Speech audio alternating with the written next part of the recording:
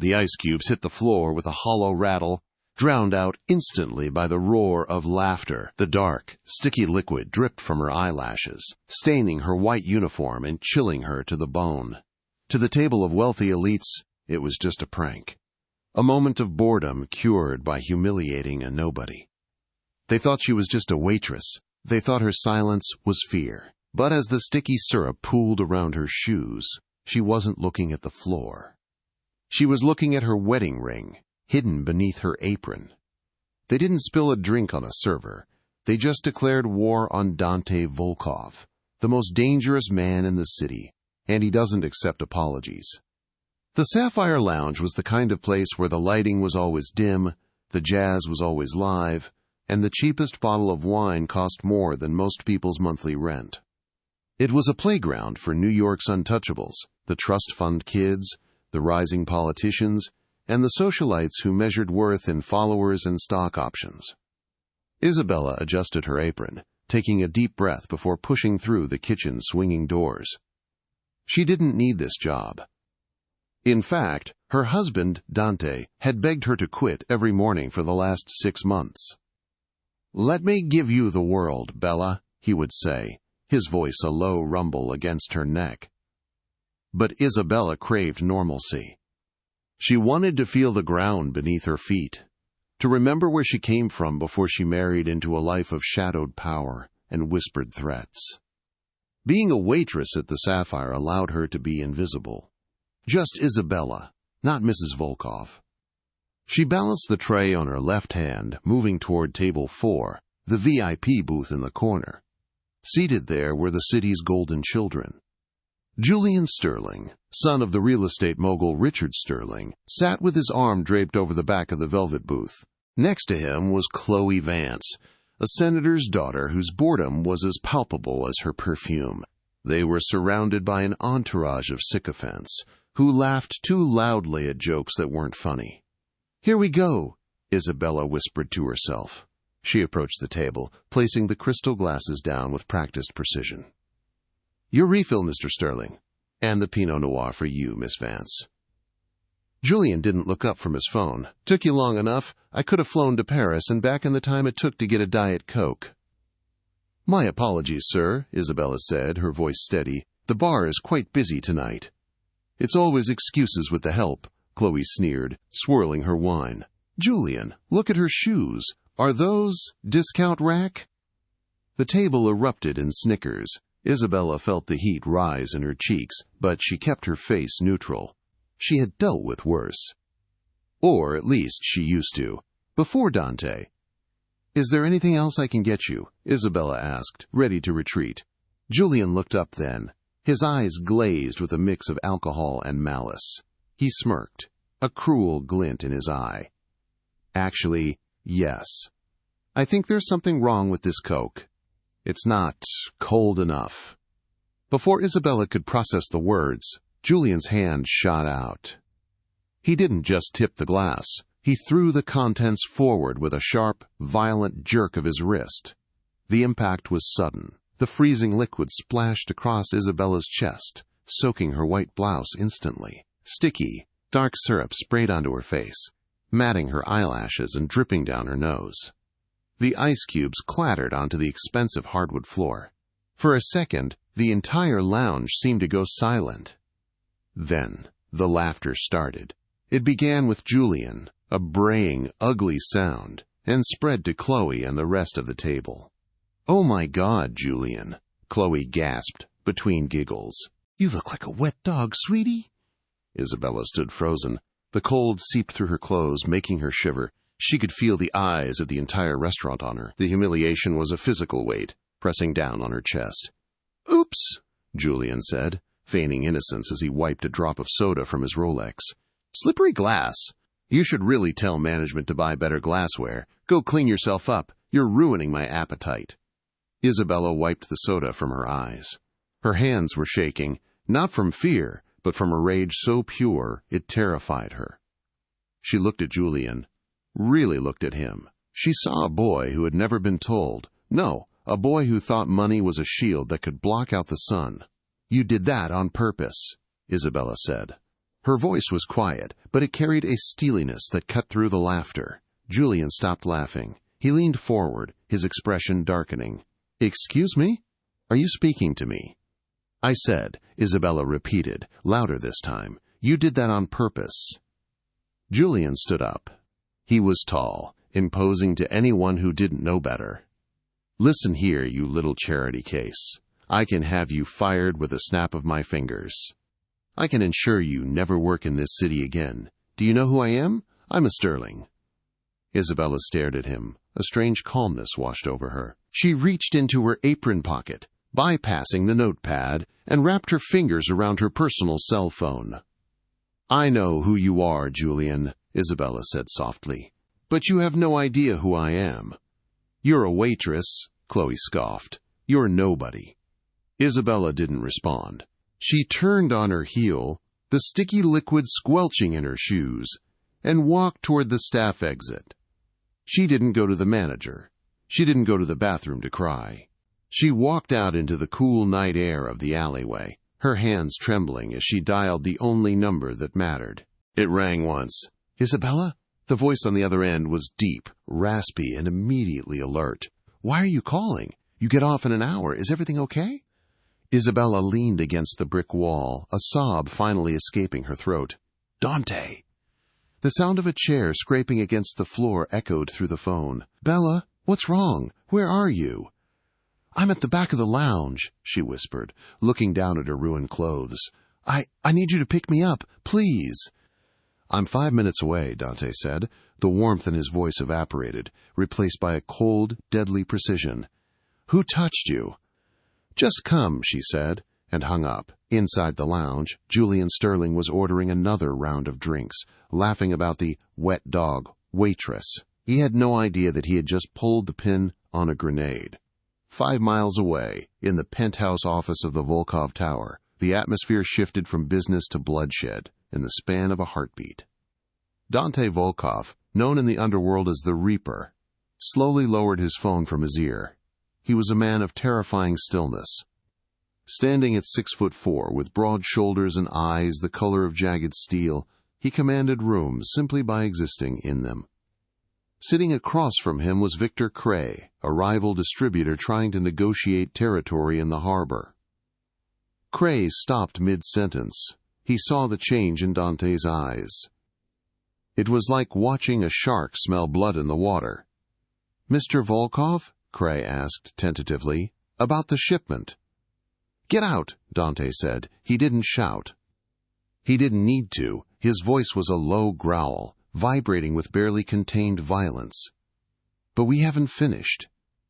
Dante stood up. The movement was fluid and predatory. He slammed his hand onto the solid mahogany desk, the sound cracking like a gunshot.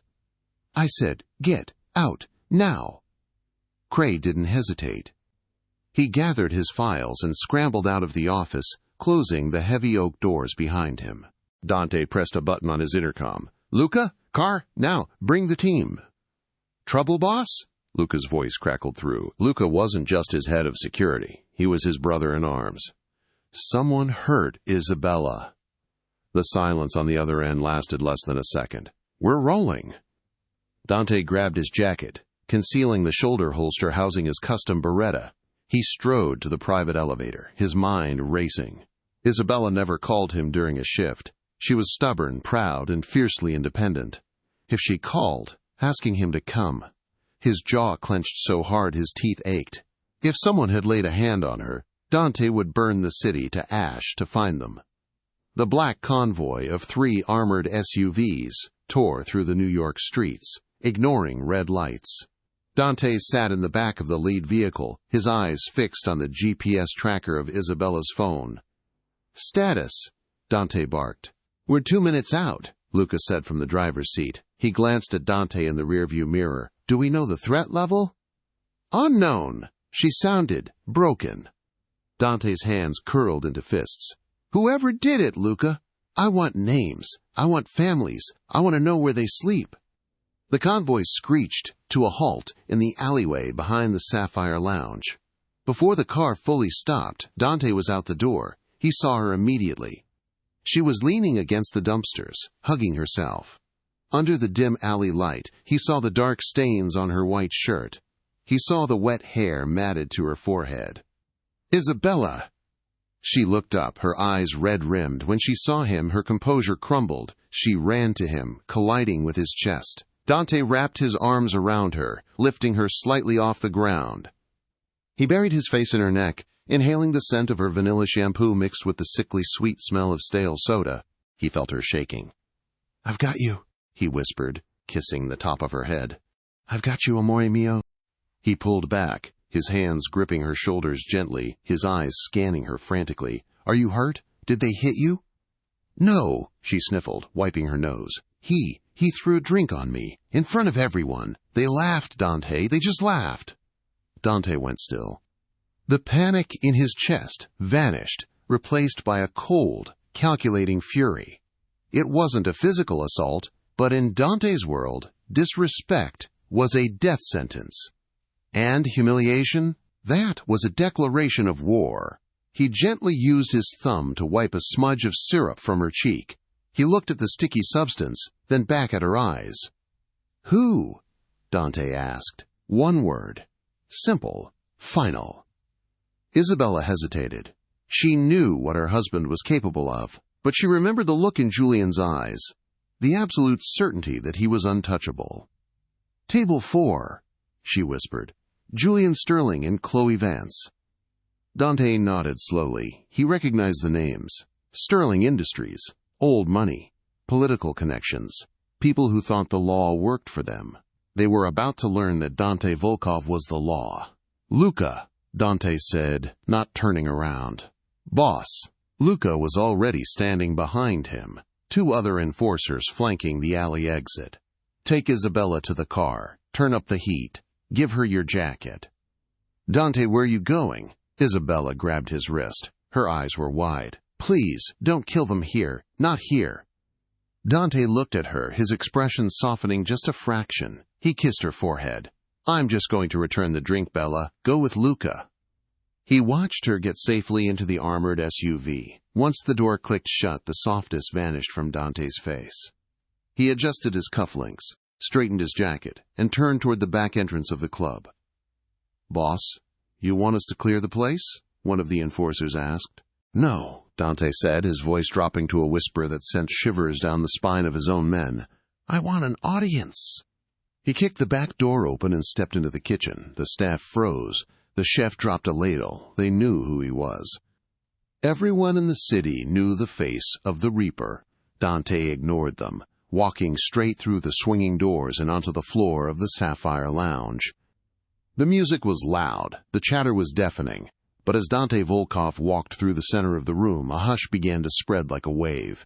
He didn't look left or right. His eyes were locked on table 4 in the VIP section. Julian was still laughing, recounting the story to a new arrival. And then she just stood there, dripping, like a drowned rat. Dante stopped at the edge of the table. His shadow fell over Julian, blocking out the ambient light. Julian looked up, annoyed. "Do you mind? You're blocking the—" The words died in his throat. He looked at the man standing above him. He took in the bespoke Italian suit, the scars on the knuckles, and the eyes that looked like 2 chips of ice from the deepest circle of hell. "You seem to be having a good time," Dante said. His voice was smooth, cultured, and terrifying. "Do I know you?" Julian asked, his voice wavering slightly. He sensed danger, primal and immediate. Dante smiled. It was a smile that didn't reach his eyes. He reached out and picked up the fresh bottle of Grey Goose vodka sitting in the ice bucket. "No," Dante said, weighing the bottle in his hand. "But you know my wife. You just served her a drink." Julian's face went pale. The waitress?" "Mrs. Volkov," Dante corrected. The air left the room. Chloe Vance dropped her wine glass. It shattered, but no one looked at the mess. Volkov. The name hung in the air like poison gas. Julian stammered, standing up, his hands trembling. "Look, man, I didn't know. We can pay. I can write a check right now. How much? 10,000? 50? Dante uncorked the vodka bottle. You think you can buy dignity with Daddy's money? Please, Julian squeaked, backing up against the booth. You said she looked thirsty, Dante said, stepping closer. Let's see if you can handle your liquor. The silence in the Sapphire Lounge was heavy, a suffocating blanket that smothered the jazz music and the clink of silverware. Every eye in the establishment was fixed on table 4. The patrons, usually so absorbed in their own vanity, were now frozen statues, witnessing a collision between two worlds, the loud, fragile world of old money and the silent, ironclad world of organized violence. Dante Volkov stood over Julian Sterling. He didn't loom. He didn't need to. His presence was an anchor that dragged the atmosphere down into the deep ocean. In his hand, the bottle of Grey Goose vodka was held loosely, a casual weapon. Please, Julian whispered again, his back pressed so hard against the velvet booth that the leather creaked. I didn't know she was yours. She looked like just a nobody. Dante tilted his head slightly, as if studying a particularly interesting insect. A nobody, he repeated, tasting the word. You think because she serves you, she is beneath you. That is your mistake, Julian. In my world, we judge a man by how he treats those who can do nothing for him. In your world, it seems, you judge a man by his daddy's credit limit. Chloe Vance, seated next to Julian, was trembling so violently that her diamond earrings caught the light in frantic spasms. She tried to slide out of the booth, her eyes fixed on the floor. Sit, Dante said. He didn't look at her. He didn't raise his voice. He simply commanded. Chloe collapsed back onto the seat as if her strings had been cut. Tears began to streak her perfectly applied foundation. Dante turned his attention back to Julian. He stepped closer, until his expensive Italian leather shoes were touching Julian's designer loafers.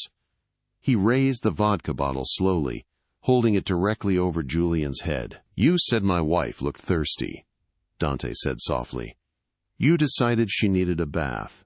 You humiliated the only thing in this world that keeps my soul from rotting. I'm sorry, Julian cried out, his voice cracking. I'm sorry. I'll apologize to her. I'll do anything. Apologies are for accidents, Julian. Dante tipped the bottle. This was a choice. The clear, freezing liquid poured out. It didn't splash chaotically. It flowed in a steady, relentless stream. It hit the top of Julian's perfectly styled blonde hair, soaking it instantly. It ran down his forehead, stinging his eyes.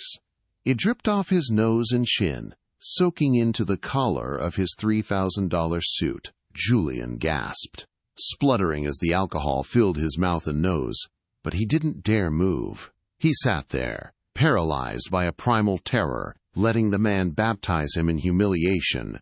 Dante watched the liquid flow with cold detachment. He poured until the bottle was half empty, then 3/4.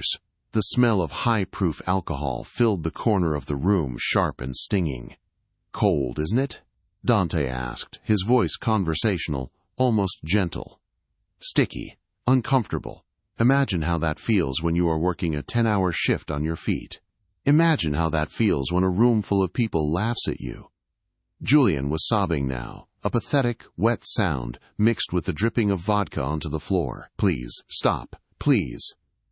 Dante stopped pouring. He set the empty bottle down on the table with a deliberate clack. He leaned in close, his face inches from Julian's wet, miserable face. You were lucky, Julian. You were so incredibly lucky. Julian blinked, vodka stinging his eyes. What? If you had touched her skin, Dante whispered, the sound like a blade sliding over a whetstone. If you had left a bruise, a scratch, even a red mark, I would be peeling the skin off your fingers right now in the kitchen. Dante reached into his breast pocket and pulled out a crisp, white silk handkerchief. He unfolded it slowly and dabbed a drop of vodka from his own cuff. Then he dropped the handkerchief onto Julian's soaked lap. Clean yourself up, Dante said, his voice returning to a businesslike flat tone. You look like a wet dog. He turned his gaze to the rest of the table, the entourage, the friends, the hangers-on. The show is over, but remember this face, remember this moment. If any of you ever disrespect my wife again, if you ever look at her with anything other than absolute reverence, I will burn your entire world down around your ears. Dante turned his back on them. It was the ultimate insult. He didn't fear an attack from behind. He knew they were too cowardly to move. He walked through the silent restaurant, the sound of his footsteps, the only noise in the room. As he reached the exit, he paused and looked at the manager, who was cowering behind the host stand. "She quits," Dante said. And then he walked out into the night.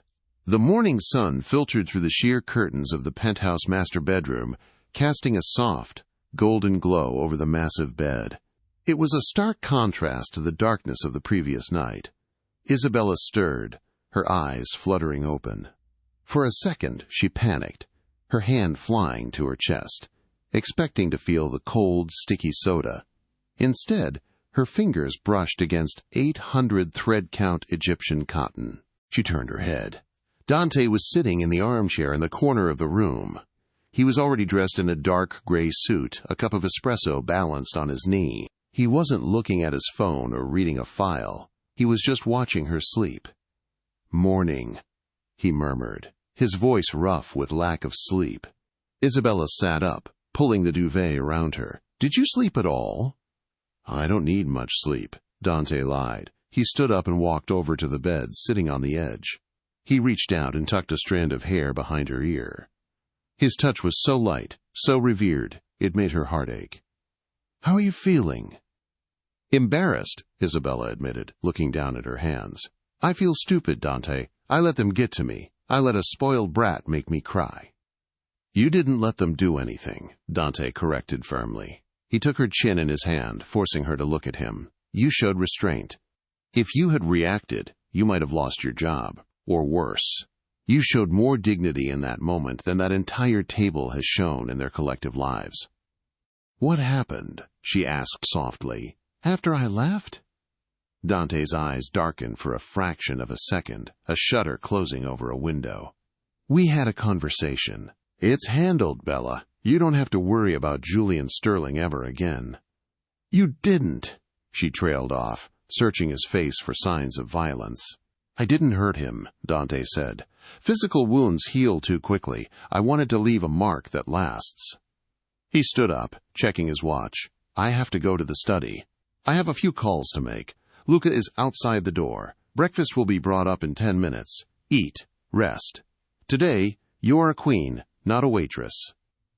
Isabella watched him leave, a knot of unease tightening in her stomach. Dante was a man of his word. If he said he didn't hurt Julian physically, he meant it.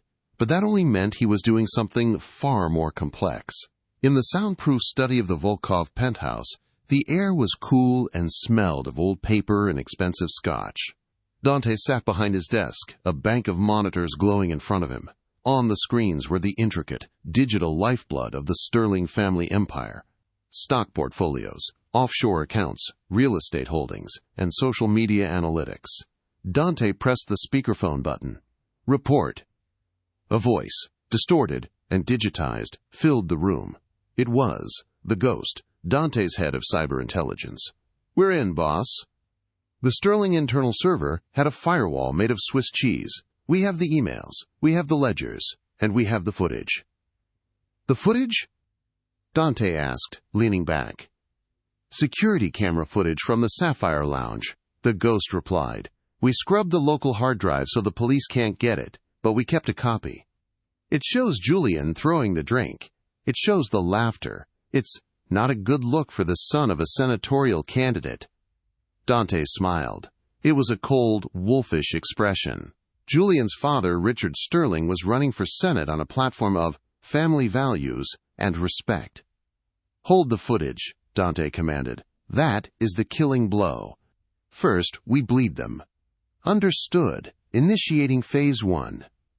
Dante watched the screens. Phase 1 was financial strangulation. Across the city, in the gleaming glass tower of Sterling Industries, alarms began to trigger silently in the IT department.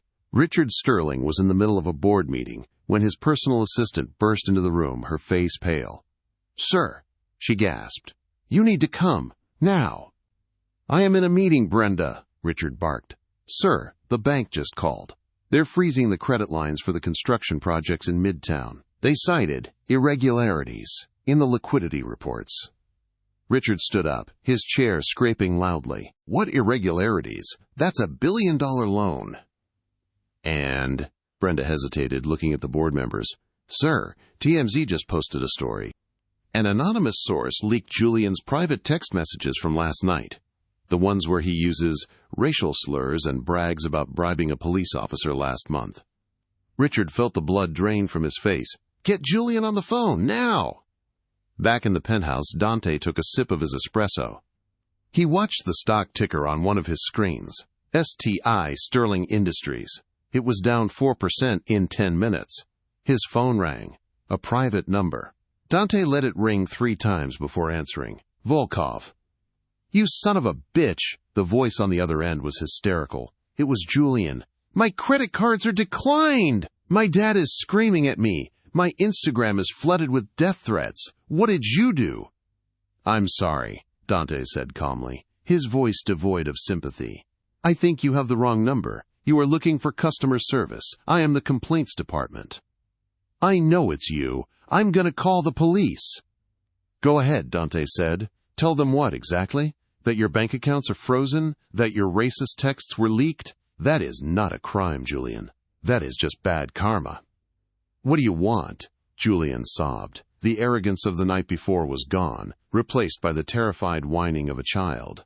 I said I was sorry. You humiliated my wife for fun, Dante said, his voice dropping an octave, becoming the voice of the Reaper. You did it because you were bored. You thought it was a game, so I decided to play with you. But Julian, I don't play for fun. I play for keeps. Please. Put your father on the phone, Dante commanded. There was a fumbling sound. Then a deeper, shakier voice came on the line. Mr. Volkov. This is Richard Sterling. Mr. Sterling, Dante said smoothly, I believe we have a mutual interest in resolving the situation before your stock price hits 0. You're destroying my family over a spilled drink? Richard asked, incredulous. I know who you are, Volkov. I know what you do. But this is excessive. You raise a son who treats working-class women like garbage, Dante said. That reflects on his upbringing. But you are right. Total destruction is messy. I am willing to stop the bleeding. I can make the bank unfreeze the assets. I can make the darker secrets on Julian's hard drive disappear. What is the price? Richard asked quickly. Name it. Dante looked at the closed door of his study, thinking of Isabella eating breakfast in bed, safe and warm. The Sapphire Lounge, Dante said. Excuse me. You own the building that houses the Sapphire Lounge, Dante said. I want the deed, signed over to Isabella Volkov, today, by noon.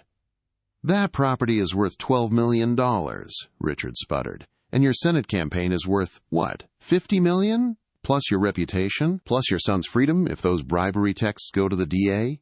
Dante paused. It's a discount, Richard. Take it. There was a long silence on the other end. Dante could hear Richard's heavy breathing. He could hear the sound of a dynasty crumbling under the weight of one man's love for his wife. Fine, Richard whispered. Fine. My lawyers will draft it. No lawyers, Dante said. Luca will be at your office in 20 minutes with the papers. You sign. Then the pain stops. Dante hung up the phone. He leaned back in his leather chair and exhaled slowly. He turned to the screen where the stock ticker was still plummeting and closed the window. He stood up and walked out of the study, heading back to the bedroom. Isabella was sitting up, finishing her toast. She looked up as he entered, her eyes soft. Everything okay? Dante sat down beside her. He took her hand, kissing the knuckles. Everything is perfect, he said. Oh, by the way, you don't have to quit your job at the Sapphire. Isabella frowned. Dante, I can't go back there. The manager, the staff. It would be awkward. Dante smiled, a genuine, warm smile this time. It won't be awkward, amore. Why? Because, Dante said, pulling a folded paper from his pocket, the fax that had just arrived confirming the transfer was being prepared. It's hard to fire the owner. Isabella stared at him, her mouth falling open. What? I bought it for you, Dante said simply. Consider it a severance package from the Sterlings. Now, how do you feel about firing a manager? The transition from waitress to owner was not as simple as signing a piece of paper. It was a shift in the very gravity of the room. 2 weeks had passed since the incident with Julian Sterling. The Sapphire Lounge had reopened after a 3-day renovation, a cover story for Dante's security team to sweep the building for bugs, reinforce the exits, and vet every single employee. Isabella stood on the mezzanine balcony, looking down at the Friday night crowd. The jazz band was playing a slow, smoky rendition of Summertime. The air smelled of expensive perfume, roasted coffee beans, and the faint, metallic tang of anxiety that seemed to cling to the staff. She smoothed the skirt of her emerald green dress. It was silk, tailored to perfection, a gift from Dante. She wasn't wearing an apron anymore. She wasn't hiding in the shadows. But she felt more exposed now than she ever had when she was invisible. "You're doing it again," a deep voice rumbled beside her. Isabella didn't jump. She felt Dante's presence before she heard him. It was a magnetic pull, a shift in the air pressure. He stepped up beside her, placing a hand on the small of her back. His touch was warm, grounding. "Doing what?" she asked, leaning slightly into him. "Clenching your jaw. You look like you're waiting for the roof to cave in." "I'm just," Isabella sighed, looking down at the bar where she used to work. She saw the new bartender, a young man named Leo, nervously shaking a martini. "I feel like an imposter, Dante. These people, the staff, they look at me differently now. They're afraid of me." "They respect you," Dante corrected. He took a sip of his whiskey, his eyes scanning the crowd below with the ceaseless, predatory vigilance of a wolf guarding its den. "Fear and respect are often the same coin, just different sides. They know you have protection. They know you are not to be touched." "I didn't want them to fear me," she whispered. "I just wanted them to treat me like a human being." "Humanity is a luxury, Bella. In this city, you are either the hammer or the nail. I prefer you to be the hand that holds the hammer." Dante's phone buzzed in his pocket. He ignored it. His focus was on a table near the back, 3 men in dark suits who hadn't ordered anything in 45 minutes. "Dante," Isabella said, sensing his tension. "What is it?" "Nothing," he lied smoothly. "Just business." But it wasn't just business. It was the ripple effect. Dante knew what he had done. By destroying the Sterling family so publicly, by claiming the club and installing his wife as its queen, he had sent a message to the underworld. He had announced to every rival family, every ambitious upstart, and every old enemy that Isabella was his heart. And in the Mafia, the heart is the only place you aim. Across the city, in a warehouse that smelled of rust and salt water, Salvatore Moretti sat in a folding chair, watching a video on a tablet. It wasn't the video of Julian throwing the drink. It was security footage from the street outside the Sapphire Lounge, taken the night of the incident. It showed Dante Volkov exiting the car. Salvatore paused the video. He zoomed in on Dante's face. "Look at that," Salvatore rasped. He was an older man, his skin like crumpled parchment, his lungs wheezing with every breath. But his eyes were sharp, black beads of malice. "Look at what, Don Moretti?" asked his nephew, Enzo, a hot-headed enforcer with more muscle than brains. "The fear." Salvatore pointed a crooked finger at the screen. "I have known Dante Volkov for 10 years. I have seen him cut a man's throat while eating an apple. I have seen him negotiate wars without blinking. But here," he tapped the screen, "here he is terrified." "He looks angry to me," Enzo shrugged. "He is angry because he is scared," Salvatore corrected. "He ran to her. He exposed his operation, his leverage on the Sterlings, everything, for a waitress." Salvatore sat back, a coughing fit rattling his chest. When he recovered, he smiled. It was a grotesque expression. "For years, Volkov has been untouchable. No vices, no drugs, no gambling, no loose ends. We call him the Reaper, because he has no life, only death." Salvatore tossed the tablet onto the table. "But now he has a weakness, a soft, white underbelly." "So we hit the club?" Enzo asked, eager for violence. "No," Salvatore whispered. "We don't just hit the club. We take the queen." "You take the queen, and the king will kneel. And when Dante Volkov kneels, we take the city." He reached into his pocket and pulled out a small velvet box. Inside was a single, dead black rose. "Send this to the lounge," Salvatore ordered. "Address it to the new owner. Let's see how much the Reaper bleeds." The package arrived at 10 p.m. on a Saturday. The Sapphire Lounge was at capacity. The air was thick with laughter, the clinking of crystal, and the thrum of the bass. Isabella was in the office, the manager's office that was now hers. She was reviewing the inventory list, trying to make sense of the supplier margins. It was mundane work, boring even, and she loved it. It made her feel normal. There was a knock on the door. "Come in," she called out. Leo, the bartender, poked his head in. He looked pale. "Mrs. Volkov, a courier just dropped this off, said it was urgent, from a secret admirer." Isabella frowned. "A secret admirer?" She took the box. It was wrapped in elegant black paper with a silver ribbon. It looked expensive. "Thanks, Leo. You can go." As Leo left, closing the door behind him, a cold feeling washed over Isabella. She stared at the box. Dante was downstairs in the VIP booth with Luca and his men. He wouldn't send a secret admirer gift. He would walk in and give it to her himself. She slowly pulled the ribbon. The paper fell away to reveal a plain wooden box. She lifted the lid. Inside, resting on a bed of red velvet, was a dead black rose. The petals were shriveled and dry. But it wasn't just a flower. Pinned to the velvet was a note, handwritten in elegant, archaic script. "Even the strongest glass shatters when the temperature changes. See you soon." Isabella's breath hitched. She didn't understand the metaphor, but she understood the intent.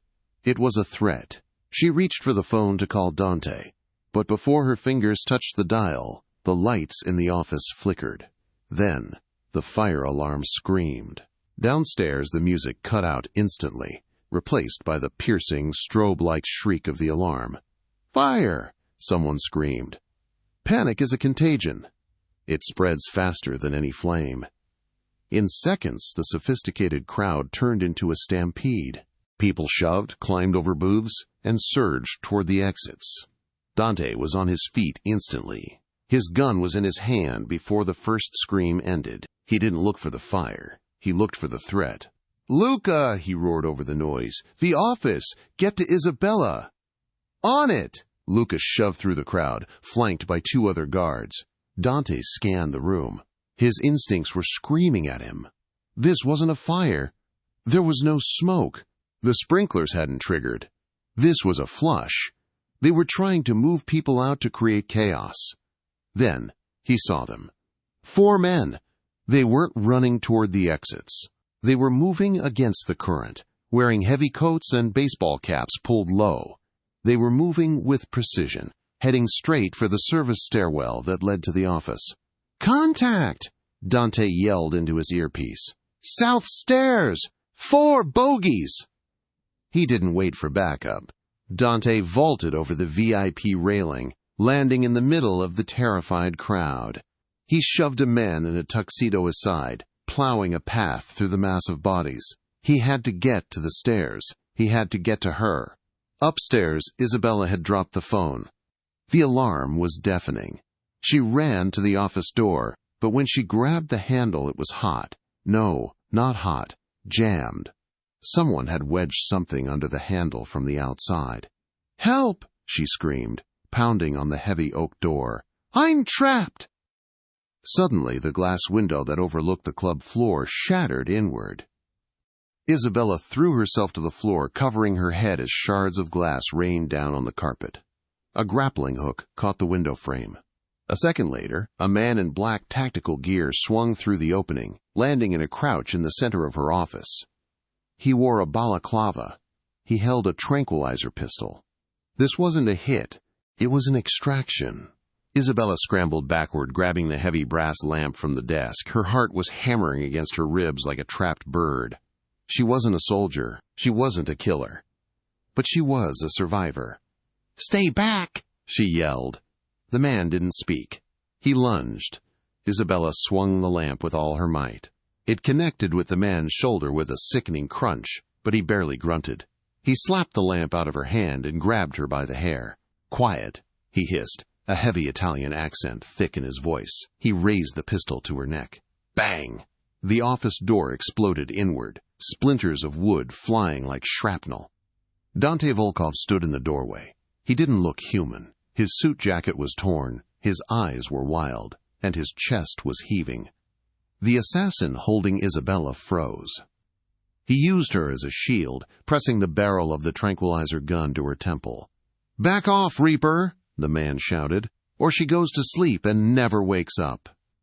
Dante lowered his gun slowly. The air in the room was so thick with tension, it felt solid. "Let her go," Dante said. His voice was terrifyingly calm. It was the eye of the storm. "Weapon on the floor!" the assassin screamed. "Kick it over!"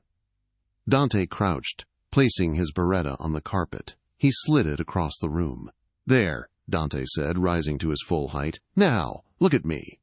The assassin's eyes flickered to Dante for a split second. That was the mistake. Isabella, sensing the shift in focus, stomped her heel down onto the assassin's instep with every ounce of force she possessed.